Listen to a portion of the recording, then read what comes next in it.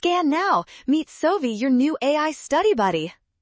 Hydrogen peroxide decomposition can look tricky, but we will solve this chemistry problem fast by using the balanced equation to find our total product moles. First, look at the balanced equation where 2 moles of hydrogen peroxide produce 2 moles of liquid water and 1 mole of oxygen gas. This gives us our reaction ratios.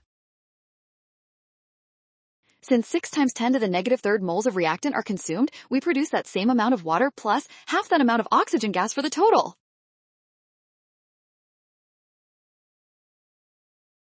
Adding 6 and 3 gives us 9 times 10 to the negative third moles. That makes option B our final winner. You totally nailed this.